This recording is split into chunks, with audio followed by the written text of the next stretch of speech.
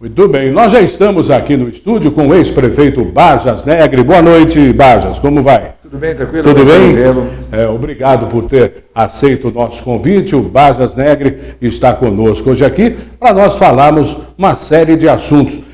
Gostaria de saber o que é que o senhor tem feito, qual é a sua atividade atual? Paulo, muito obrigado pela oportunidade. Há meses que a gente tenta marcar um horário, não tinha disponibilidade, dadas as tarefas que nós temos no governo do Estado de São Paulo. Eu exerço o cargo de presidente da Fundação para o Desenvolvimento da Educação no Estado. É uma fundação encarregada de dar apoio administrativo à Secretaria Estadual da Educação, e a Secretaria tem 5.200 escolas. E a FDE, que é a entidade que eu presido, ela tem como tarefa fazer as reformas nessas escolas, fazer as adaptações, montar os laboratórios, comprar o kit escolar, comprar os computadores e dar manutenção nos computadores nas impressões, e vários outros material didático que são determinados pela Secretaria da Educação. Então, você pega, são 5.200 escolas, em Piracicaba tem mais de 50, na nossa região também tem. Então, a Secretaria da Educação, junto com a FDE, e mais o dirigente do ensino, aí aqui em Piracicaba tem um bom dirigente de ensino, que é o professor Fábio Negreiros, que faz todo o planejamento e depois a FDE faz a execução de algumas coisas. Aqui, por exemplo, está fazendo obra na escola do Melo Moraes, aqui no São Judas, está fazendo obras de reforma e adaptações lá no Manassés, no Morada do Sol, porque ela está sendo transformada numa escola em tempo integral, e hoje nós decidimos fazer uma visita na escola Samuel do Castro Neves, lá em Santana, Santo Olímpio, que ela vai passar por uma grande reforma. E aí nós fazemos, evidentemente, outras intervenções, não só em Piracicaba, mas na região, por solicitação da Diretoria de Ensino, aprovado pela Secretaria da Educação. E esse seu trabalho também faz parte da construção das escolas ou só a manutenção das que já existem? Não, as duas coisas. Uma obra nova, por exemplo, está fazendo um núcleo habitacional lá em Santa Terezinha, perto do Gran Parque. Se a prefeitura arrumar o terreno, lá seguramente vai precisar de uma escola de 5ª a 8ª série e de ensino médio. Quem faz o projeto, a implantação, quem faz a licitação dessa obra nova é a FDE, que é a instituição que eu presido. Você pega o Manassés, Escola Estadual Manassés, que está sendo transformada, acho que em tempo integral. Precisa adaptar a escola, fazer laboratório, utilizar a sala ociosa para montar laboratório. Quem faz isso, evidentemente, é a FDE. Precisa fazer uma reforma. Toda vez que tem um temporal, um vendaval aqui na região, destelha, depois tem goteira, tem problema na parte elétrica, a FDE tem uma equipe encarregada por cada região, que vai lá, faz o levantamento e a gente tenta fazer relativamente rápido. Nem sempre é possível, porque você tem que dar manutenção numa quantidade enorme de escola. Isso só na área de obras. Fora a questão de computador, do material didático, da rede de suprimentos. Todas as escolas estão ligadas na FDE, todas. Elas compram o material de manutenção da escola. Então, giz, borracha, caderno, lápis, álcool. Poxa, é um trabalho complexo, hein? Complexo. Todas tem um sistema, uma rede de suprimentos. Cada escola tem um valor per capita por mês, e a FDE faz a licitação e as escolas compram e entregam em 3 dias esse material. Não é uma coisa simples, e às vezes, evidentemente, dá um atraso, tem uma reclamação, e a gente tem lá uma boa ouvidoria.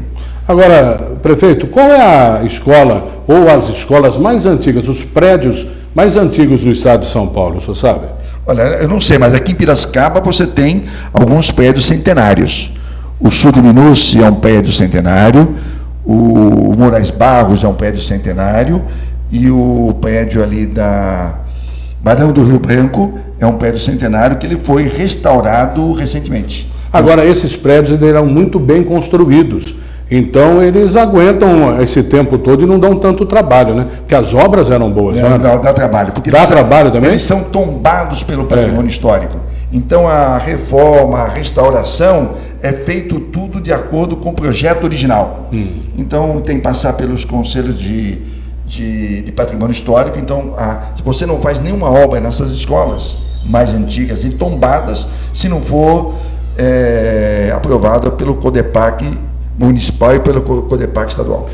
A gente tem vivido uns dias de muito calor, é inverno, mas tem tido um calor grande, e um telespectador comentava comigo que em volta do novo COT, que ficou um prédio muito bom e as pessoas têm se utilizado muito, faltam árvores, não há sombras. E o prefeito dizia da sua preocupação e da sua meta de arborizar ainda mais a cidade de Piracicaba. Precisa de muita árvore para a gente deixar a cidade ainda mais verde, prefeito? Precisa, porque você tem corte de árvores, árvores que ficam velhas, que ficam doentes, tem que ser derrubada e você tem que fazer a reposição. A Secretaria do Meio Ambiente, claro que faz um bom trabalho, mas vou dar um dado que pouca gente sabe. Nós criamos um programa muito expressivo em 2005, e eu fiquei prefeito durante 8 anos, mas quando você pega 10 anos, foram plantadas mais de 1 milhão de novas mudas de árvores em Piracicaba. Você olha, as rotatórias estão bem arborizadas. Eu passei hoje, quando eu fui para Santana e Santo Olímpia, na escola estadual Samuel de Castro Neves, naquele parque da cidade do lado de Santa Terezinha. Ali foi plantado de 20 a 40 mil mudas, e como ela já tem uns 4, 5 anos, já está bem florescido e, claro, vai melhorar a temperatura ali naquela região. Isso que você viu ali no COT, é bom dar uma olhadinha, ligar na prefeitura, no 156, a prefeitura tem um viveiro de muda, e se tiver espaço, eu tenho certeza absoluta que a prefeitura tem condições de arborizar aquilo. O munícipe pode se servir dessas mudas? O munícipe que quer plantar alguma árvore em frente à casa dele? Tem. O município fornece? Opa, claro.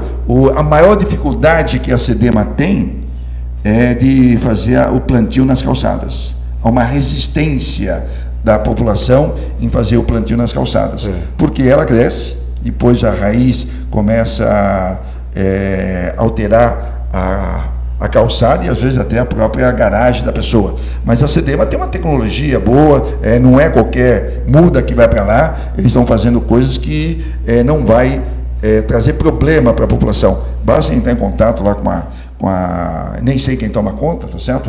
Mas a prefeitura tem condições de fazer isso com bastante tranquilidade. Tem um programa chamado lá Plante Vida, que é uma articulação feita com a Santa Casa e a Cana.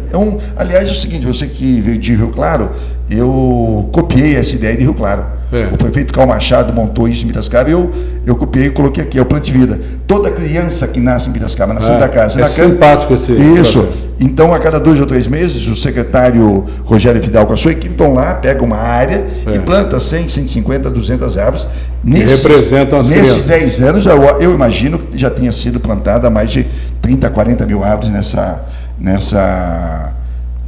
modalidade. E é uma coisa que a prefeitura, mesmo depois que eu saí da prefeitura, a equipe lá da SEDEMA, que são funcionários de carreira, continuaram fazendo isso com muita tranquilidade. Agora, prefeito Bajas, ex-prefeito Bajas, na Secretaria Estadual, o senhor cuida dessa manutenção, dessas obras, mas ainda falando de educação, no estado de São Paulo existe déficit de vagas para alunos, e em Piracicaba, especialmente, existe déficit educacional ou não? Olha, são 2 coisas. A educação básica, até no final do ano, eu lancei um livro, que eu vou aproveitar e entregar para você, que é a educação básica no Estado de São Paulo. Avanços e desafios. Aí tem um conjunto de 14 artigos de pessoas técnicas, educadores, economistas, pesquisadores, professores universitários, que analisaram o financiamento, a educação infantil, o fundamental, o médio, o profissionalizante, a municipalização, a avaliação. E boa parte está retratada aí. O que acontece em São Paulo? Em São Paulo é o seguinte, não há déficit no fundamental. Seja de 6 a 10 anos, que quase é municipal, e de 11, da 5ª, 8ª, a 9ª série, que é quase tudo Estado. Não há déficit. As crianças são atendidas e o lugar onde não tem uma escola tem um sistema de transporte que acaba atendendo. Onde é que você tem dificuldade? Você tem dificuldade no ensino médio. Uma boa parte dos jovens do Brasil e de São Paulo terminam o ensino fundamental e não continuam estudando no ensino médio.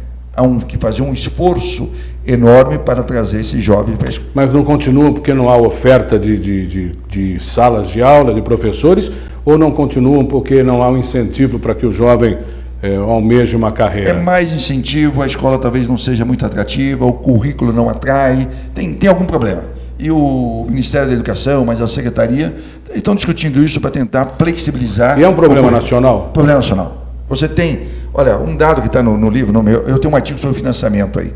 Então, você tem 1,5 milhão de jovens de 15 a 18 anos que deveriam estar cursando ensino médio no diurno ou no noturno e eles não estão fazendo.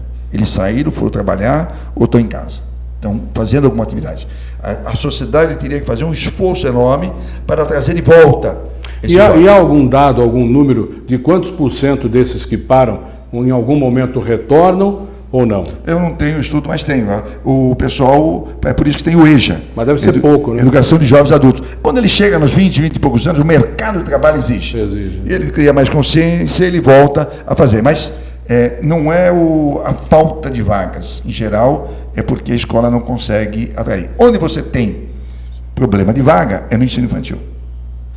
No ensino infantil, no Brasil, ainda não tem escolas de educação infantil suficiente para atender todas as crianças. É por isso que tem uma meta no Plano Nacional de Educação, aprovado o ano passado, que diz o seguinte: em 2016, que é o ano que vem, é obrigatório o atendimento de 100% de todas as crianças de 4 e 5 anos. Então, as prefeituras que são encarregadas do ciclo 1 do ensino fundamental e da pré-escola estão trabalhando bastante para conseguir essa meta. Provavelmente não se consiga no Brasil inteiro, mas em São Paulo, provavelmente na maioria dos municípios vai conseguir. E em Piracicaba, nós já estávamos, quando eu terminei o meu mandato, nós já estávamos com 97,7% de atendimento. Faltava só 2,5%. Isso. Então, eu imagino que agora, com a continuidade dos trabalhos na administração municipal, já tenha chegado a 100%. E no 0 a 3 é um problema. O atendimento na creche nacional e em São Paulo ainda é pequeno. Tanto é que a meta nacional no ano de 2024, é atender 50%. Não vai chegar em 2024 com 100%. Aí, se conseguir com 50%, é uma coisa razoável. Mas em Piracicaba, já em 2012, tinha passado de 50%. O senhor é viciado em trabalho? Eu imagino que sim, tá certo. Eu tenho um bom ritmo de trabalho, acordo cedo, trabalho até tarde. Foi sempre assim, desde o tempo de estudante, porque eu trabalhava de dia, estudava à noite. Então, são 3 turnos. Depois, quando eu me formei, acabei virando professor universitário e também trabalhava à noite. Então, isso faz parte da rotina. Deve ser um vício, mas não é um vício ruim, não. Agora, na sua convivência mais diária com o Serra, em Brasília, em São Paulo, todo momento que vocês estão juntos, o assunto é trabalho. Ele também tem essa personalidade, né? O senador José, que foi governador, ele tem uma característica, eu durmo mais cedo, mas ele dorme muito mais tarde. É um notícia. Na época, como não tinha e-mail, ele ligava de noite e madrugada. Agora que tem e-mail, ele carrega. E até hoje a gente se comunica e fizemos um bom trabalho na Secretaria de Planejamento de São Paulo e também fizemos um bom trabalho na Secretaria no Ministério da Saúde durante a presidência do Fernando Henrique Cardoso. Ô Bajas, todo mundo sabe que graças ao seu governo de 8 anos na cidade e à aprovação, ao sucesso que esse trabalho produziu, o senhor indicou o Gabriel Ferrato para ser o candidato e ele foi eleito. E nesses últimos dias, o que tem se falado na cidade, especulação ou não, é que aconteceu um estremecimento entre o Bajas e o Gabriel Ferrato. Eu queria perguntar o que há de verdade nisso, qual é realmente a situação, se vocês ainda continuam com o mesmo relacionamento de amizade que tem de tantos anos, e depois vou perguntar da área política. Mas os amigos estão estremecidos? Não, é que, veja, tem gente que está querendo antecipar o debate eleitoral. Isso é uma coisa ruim para a cidade, para os partidos políticos, então fica falando essas coisas. Por exemplo, ele tem o trabalho dele na prefeitura, eu tenho o meu trabalho na Secretaria de Educação do Estado de São Paulo, eu trabalho com o Estado todo, e ele tem a missão de trabalhar pela cidade, fazer as coisas, então a gente se encontra mais nos encontros políticos que o PSDB faz, e a gente não conversa muito sobre a questão administrativa da cidade, porque ele é o prefeito, ele tem a equipe dele, quer fazer, tem as coisas, tem um plano que ele tem que seguir, e não é fácil seguir um plano, porque a economia deu uma desandada, a receita caiu, então há uma certa aflição, porque as despesas crescem e a receita não, e tem alguma dificuldade. Mas não tem nenhum problema de ordem pessoal, não tem nenhum problema de ordem político, e eu já respondi isso no início do ano, para quem quer fazer uma antecipação do debate eleitoral. E eu quero fazer a coisa administrativa, o debate eleitoral é o ano que vem, eu espero que ele continue fazendo uma boa administração, com o mesmo pique, com a mesma garra, trabalhando para melhorar a cidade de Piracicaba, porque na crise a prefeitura tem que trabalhar melhor. Na crise, a demanda social aumenta. Na crise, você tem que ser um pouco mais eficiente. E o prefeito, como diz o governador Geraldo Alckmin, o prefeito tem que prefeitar. Tem equipe, tem que fazer e atender bem a população. O prefeito Bajas, o senhor não acha que, a nível nacional, o PSDB deixa a desejar no seu papel de oposição? Às vezes me parece muito tímido, às vezes me parece um pouco mais do que timidez, mas me parece um pouco fraco. Se fosse ao contrário, e o PT fosse a oposição e o PSDB governo, isso aqui já estaria virado de ponta cabeça. Como é que o senhor analisa a atuação da oposição do PSDB no governo federal? Olha, o PSDB não é um partido que fala do quanto pior, melhor. É um partido da responsabilidade. Tem muitas prefeituras sendo administradas pelo PSDB, tem muitos governos do Estado administrados pelo PSDB, tem bancadas estaduais, bancada federal, e você tem que trabalhar para melhorar o país, votar o projeto, corrigir, fazer essa coisa. Hoje nós estamos numa situação, um clima político muito dificultoso, e o PSDB faz a crítica, faz as suas propostas, mas não taca fogo no país, tá certo? Ele poderia fazer uma oposição mais contundente, até poderia fazer, mas a ideia é que você melhore o país. Hoje, a economia está declinando, os empregos estão sendo destruídos, a inflação está subindo, há uma dificuldade enorme do setor industrial do país, ele está declinando, e é preciso achar uma saída para esse negócio. O PSDB, com as suas lideranças nacionais, o presidente Fernando Henrique Cardoso, José Serra, Geraldo Alckmin, Aécio Neves, Aloysio, só para falar os mais conhecidos, tem uma responsabilidade de colocar na mesa alternativas para que o país possa sair desse buraco. O PSDB não faz o que fizeram os partidos de oposição ao presidente Fernando Henrique Cardoso. Estamos de volta aos estúdios da LZTV, nesta noite de sexta-feira, com o ex-prefeito Bajas. Vou fazer uma pergunta que eu não sei se é correto. Quando a pessoa exerce um cargo de vereador, ou de deputado, ou de prefeito, mesmo quando termina o mandato, não é errado chamar a pessoa por exemplo, deputado Jairo Matos, prefeito Bajas. Não é errado, não é um título que eu posso continuar dizendo presidente Fernando Henrique. Não é? Eu não sei como que isso funciona, mas é elegante. Eu, quando encontro com o presidente Fernando Henrique Cardoso, chamo ele de presidente. Tá certo? Quando encontro com o governador de São Paulo, ex-governador, eu chamo de governador, senador e assim por diante, que é uma deferência pelo cargo que ocupou. Eu, às vezes, em alguns lugares que eu vou, em São Paulo, vou no interior, vou numa Santa Casa, tem gente que me chama de ministro, que é uma deferência pelo cargo que ocupou, tá certo? Mas eu creio que é uma... Pode me chamar de Bajas, que Não, mas eu sinto a vontade de chamá-lo de prefeito. Eu sinto que o merecimento em chamá-lo de prefeito. Mas, prefeito, hoje esteve em Santa Olímpia, vendo as escolas. Esse acompanhamento o senhor faz em todo o estado, percorre vários municípios vendo a escola e as necessidades? Olha, não é em todos os municípios que a gente vai. A Secretaria, em geral, faz reuniões de polo. Polo de Araçatuba, polo de Prudente, polo de Ribeirão, polo de Piracicaba, polo de Campinas, e a gente participa da reunião desses polos. Em 2013 e 2014, nós fizemos muito mais reuniões.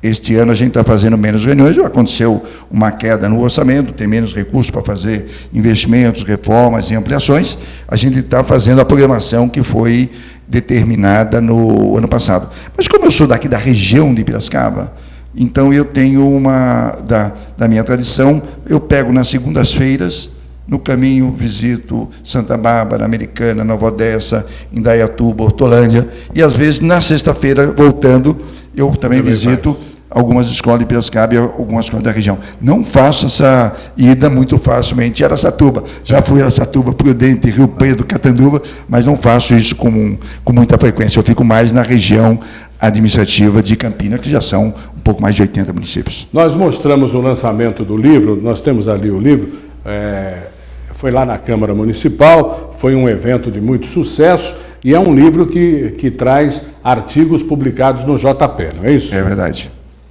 Fale um pouquinho do... Olha, esse livro é Piracicaba, Novos Tempos, Novos Caminhos. Ele é o número 2. O número 1 a gente publicou em dezembro de 2012, numa coletânea de um pouco mais de 100 artigos publicados ao longo da minha gestão, sempre no JP. JP gentilmente cede um espaço para que a gente possa falar das políticas públicas administrativas de Piracicaba e da região. Tudo que foi relativo a Piracicaba, a gente colocou no livro. Todos os artigos quando o senhor era o prefeito. Era o prefeito. Este livro 2 são artigos depois que eu saí da prefeitura. Certo. Eu saí da prefeitura e continuei escrevendo, por gentileza do Jornal de Piracicaba. Todas as semanas eu tenho um artigo publicado no Jornal de Piracicaba, retratando coisas da cidade, coisas da administração, alguma coisa pitoresca do ponto de vista histórico. E eu tenho artigos, Paulo, quando você falou, você é viciado em trabalho. Eu sou um pouco organizado. Eu tenho artigos prontos até dezembro. Já tenho uma coletânea de 16 a 20 artigos prontos, que é possível publicar no Jornal de Piracicaba até dezembro. Agora eu comecei a fazer o planejamento para o primeiro trimestre do ano que vem. Então é fazer mais uns 15 ou 20 artigos. Mas o senhor gosta mais de escrever relatando o que ocorreu ou gosta mais de escrever prevendo o que pode acontecer? Olha, são duas coisas. Quando estava na prefeitura, eu procurava mostrar para frente. Você é o prefeito, você está olhando a cidade, olha, tem que ter um parque industrial, tem que ter um hospital, tem que ter uma estação de tratamento de esgoto, tem que melhorar o plano de mobilidade, tem que ter metas na educação, metas na saúde, e assim por diante. Então, a gente falava das coisas para frente. Depois que eu saí da prefeitura, eu tenho que contar um pouco do passado, que é relativamente mais fácil. No seu primeiro governo, qual era o seu principal objetivo para a cidade? Olha, principal meta? Não, o primeiro governo foi acertar as finanças. Uma coisa que é importante dizer, eu recebi a prefeitura de Piracicaba deficitária, com obras inacabadas, uma situação delicada do ponto de vista fiscal, e mesmo assim, no primeiro ano, a gente fez a obra na Praça Central, fez na Praça de Bonifácio, fez a pavimentação toda do Algodoal, do Tatuapé 2, fez a Estação da Paulista, pelo menos a primeira parte, as primeiras casas do Santa Fé. A crise, a dívida e a herança que foi deixada não inibiu a equipe. Com a motivação, olha, mesmo tendo problema, foram feitas várias obras extremamente importantes no primeiro ano. E no segundo governo, qual era o objetivo principal? O resultado está vindo aqui hoje, que é crescer a cidade, desenvolver a cidade, fazer com que ela tenha mais emprego, mais distrito industrial, mais oportunidade e, claro, trabalhar do ponto de vista da sustentabilidade. Não é à toa que Piracicaba hoje tem 100% de esgoto tratado. Não é à toa hoje que Piracicaba tem uma arborização boa, em que pese ainda ser possível fazer novos investimentos. e a criação do parque automotivo. Lá você tem umas 8 mil pessoas trabalhando, gerando renda, gerando emprego e gerando principalmente imposto para a cidade. Se você olhar, não vou citar nome, é um pouco chato, mas prefeituras na região com enorme dificuldade financeira. Agora, prefeito, em meio minuto antes do intervalo, meio minuto me responda. Para o prefeito que tomar posse em 1º de janeiro de 2017, o que o senhor imagina que deva ser a prioridade para a cidade de Piracicaba? Não, é executar o plano que for aprovado na campanha eleitoral. Um prefeito, quando ele toma posse, ele tem que saber o que ele faz.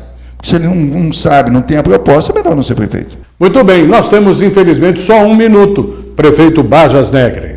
Olha, Paulo, muito obrigado pela oportunidade. Poder falar um pouco da educação, das coisas da cidade, falar dos 2 livros que foram publicados recentemente. E eu estou à disposição de você, numa outra oportunidade, para que a gente possa dar continuidade a essa conversa. E queria cumprimentá-lo pelo trabalho, pela audiência. Eu tenho percorrido a cidade nos finais de semana e muitas pessoas estão falando do seu programa e da forma com que você trata todo mundo e você faz a cobertura da sua programação.